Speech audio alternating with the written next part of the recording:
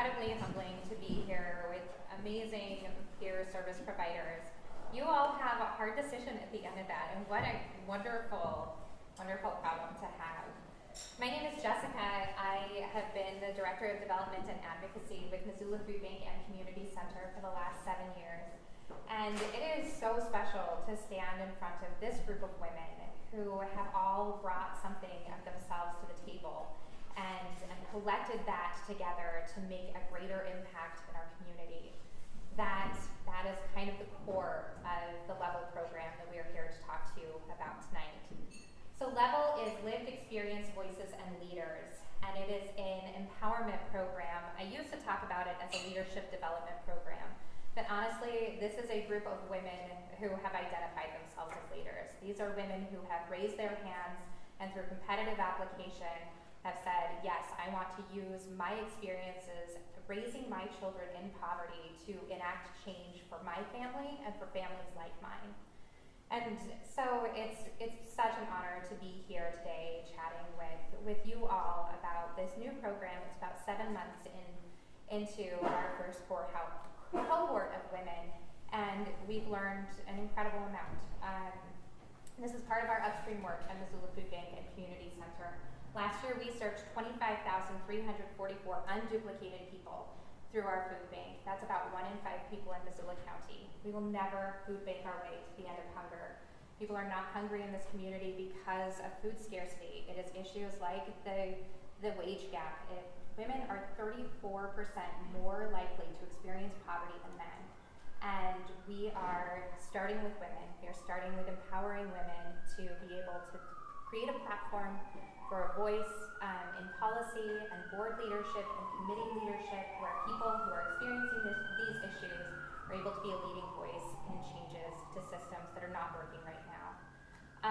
I am going to briefly talk to you about how we would spend this money, and then Ashley is here to talk about the impact and the importance of this program.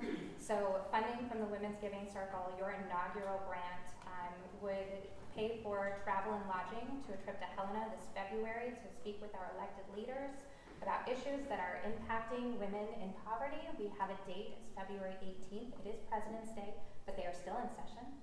And it will also fund stipends. So every woman who participates in this program receives a nominal stipend for full participation at the end of the month. We do not call it an incentive because their time is certainly worth more than this little gift card that they get at the end of every month. Some of the barriers that we try to break down in LEVEL is that we have childcare for every meeting, and we also do meals at every meeting. So we have a lot of moms who will carpool. So really trying to break down those barriers to engaging in civic and political processes for people living in poverty. So with that, I am going to hand it over to Ashley, who is one of our rock star advocates and participants. I'm Ashley Ostheimer-Hilliard. I move a little bit more on the stage than the rest of the people that are up here, so sorry about that. So if you had come to me 5 years ago and said you are going to be a single mom in poverty, asking for every resource that's available to you, I would have run so far the other direction and called you crazy. And 4 years ago, this December, that's exactly what I found myself. My husband at the time came home from work, announced that he didn't have his job, announced why he didn't have his job, and 48 hours later I was in a different state, back home with my family, with 2 kids and 1 on the way. I had built and worked really, really hard to rise out of poverty, where I had been raised. And I had about 6 years under my belt. It takes 20 years to break generational poverty down. So I was almost halfway. And I had to start over. And so that's kind of my background. That's my story. Over the last 4 years, and at varying times, I was eligible to receive SNAP, WIC, Best Beginning Scholarship, Early Head Start, and housing assistance. 4 years. 4 years on housing assistant wait list. That's where we're at. February 2015 was when I started. Assistance with holiday gifts for my children, and more recently utilizing the food bank services and the low-income energy assistance program. one thing that I really learned was how significantly stress impacts the lives of the people living in poverty. That we're not just talking about resources, we're not just talking about food, we're not just talking about money, we're not just talking about the things that we commonly think of when we're considering poverty, when we're considering what women and children need. Stress and what it does to a family, and what adverse childhood experiences do to children, and their ability to learn, and their ability to communicate, and those parent-children relationships also. I lived that, and I'm living it now. Those were challenges that I had to work through. And then in 2016, I was approached to see if I wanted to start volunteering. And I went, sure, because I didn't really know what else to do at that point. I was doing a lot. I was in school, and I was really active in my church and giving my time there. And somebody just asked, hey, would you like to participate in this? And it was a early Head Start program in River Valley County. And that's what it did. And I took off, and I started. So what encouraged that attitude of resilience was simple. Someone encouraged me to use my voice to change my life. So let me give you a quick example of how empowerment really works. And this is what Level really offers. If I come to you and I say, you have a problem in your life. I've identified it, you're obese. And we're going to fix it. And I have all the data and all the research to show you and tell you how you're going to fix it. And it's all right here, so I'm just going to give it to you. And you're going to sit down, and I'm going to give you a gift card, and I'm going to give you dinner, and I'm going to make your life easy for a couple months. And then if you have questions, you can ask a little bit.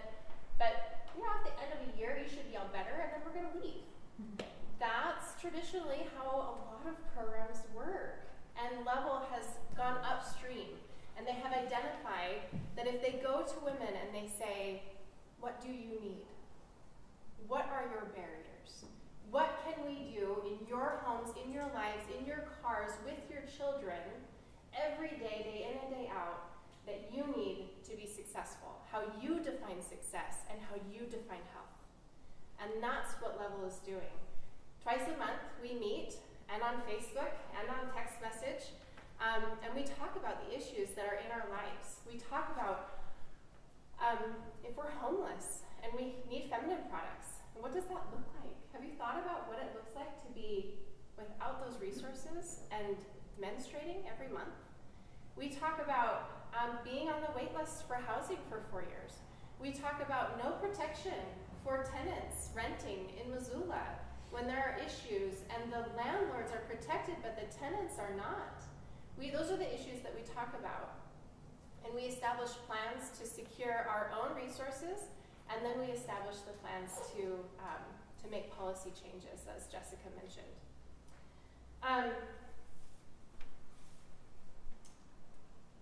So I guess to wrap up, I just want to speak to the village that the Level program has created in my life. That I'm a pretty confident and independent woman. I don't feel like I have to go out and find a bunch of resources without feeling a lot of insecurity. And I'm definitely in the minority there. Most people in poverty would identify with more insecurities than that. They give opportunities, the Level program gives opportunities to build effective change, not only in my life and in the rest of my cohort's lives, but we are empowered to increase education and create policy change. It's incredible to sit down at this table of women, and when we're given an opportunity to address the issues in our own lives, transformation happens. The first time that I saw this happen was during our Photo Voice project, and you can see samples of that in the back. Those were presented 2 weekends ago. My mind's a blur. And we all sat down and we brought these photos in from our lives over the last couple weeks. And we talked about what we were seeing. And I don't think that any of us could help but tear up. Because even though we identified the difficulties in our own lives, It was humbling to see the difficulties in the lives of the women around us, and that we were all willing to come to the table and make improvements and make changes and make suggestions and look for solutions. And that really, from all the volunteer work that I do, Level is set apart because we look for solutions from the people that are living it. And that is radical, and it's one of the only things that's going to create lasting, impactful, scalable change in Missoula. We've got the data. We don't need any more data. We've got the resources. Clearly, they're here in this room, and we need the voices. And the voices are there, and they're waiting for that step up. So thank you for the opportunity.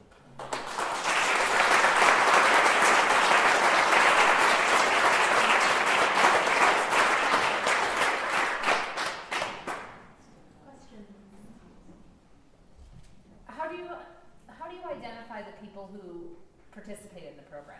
Sure, it is an application process, Okay. and through the application we ask questions like what motivates you to share your own experiences. I think that, so we had a number more applicants than we were able to welcome into the program in the pilot phase, just because of funding, but also because we, as much as the activities and really the workshopping, the community building is part of what makes this really special. And so keeping,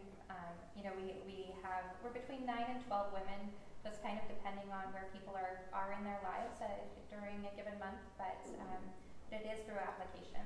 And are those applicants, do you advertise that far and wide, or is it mostly to people who are using the resources in the food bank already? Yeah, for the most part, the